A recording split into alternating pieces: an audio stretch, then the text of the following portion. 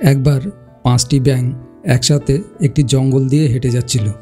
হাঁটতে হাঁটতে সেই ব্যাঙগুলোর মধ্যে 3টি ব্যাঙ একটি বড় গর্তে পড়ে যায়। এবার 5টি ব্যাঙের মধ্যে 3টি ব্যাঙ গর্তে পড়ে যাওয়ার পর উপরে থাকা 2টি ব্যাঙ বেঁচে যায়।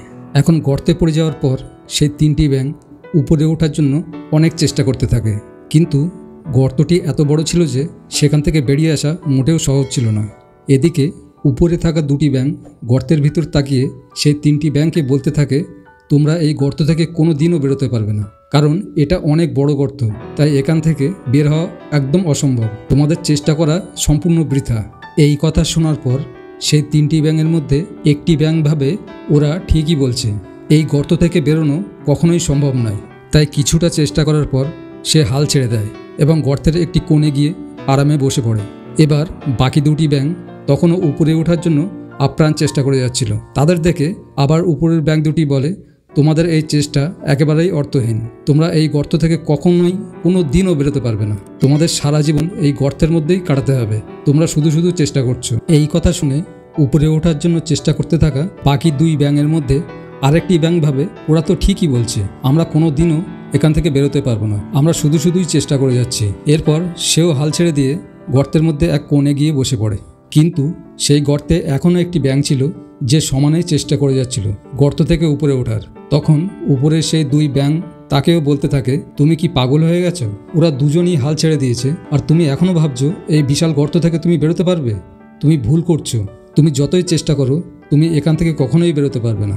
উপরের ওই ব্যাঙ 2টি বারবার এই কথা বলতে থাকে, কিন্তু সেই কথাগুলোর কোনো প্রভাব পড়ে না নিচের ওই ব্যাঙটির উপর।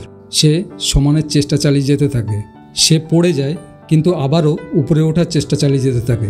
এইভাবে দীর্ঘ সময় চেষ্টা করতে করতে অবশেষে সেই ব্যাঙটি গর্ত থেকে বেরিয়ে আসে।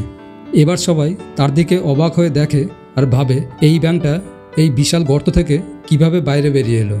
এবার আমি আপনাদের বলছি, ওই ব্যাঙটি এই বিশাল গর্ত থেকে বেরোতে পেরেছিল, তার কারণ হলো সেই ব্যাঙটি ছিল বদ্ধ কালা বা বধির। সে কোনো কিছুই কানে শুনতে পেত না। বন্ধুরা, আমরা এই গল্পটি থেকে একটি বড় শিক্ষা পাই। যখন আমরা জীবনে ভালো কিছু করতে যাই তখন অনেক মানুষ আসে আমাদেরকে থামাতে। তারা নানা ধরনের কথা বলে আমাদের মনোবল ভেঙে দিতে চায়।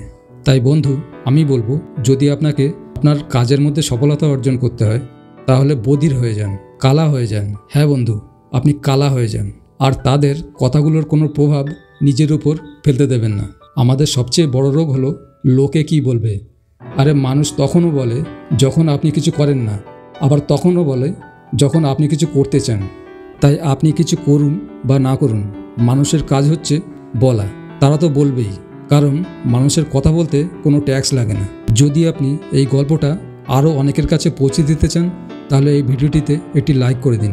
আর যদি গল্পটা আপনার ভালো লেগে থাকে তাহলে আমাদের এই চ্যানেলটি অবশ্যই সাবস্ক্রাইব করুন। আবার দেখা হবে পরের ভিডিওতে ঠিক এমনই একটি গল্প নিয়ে।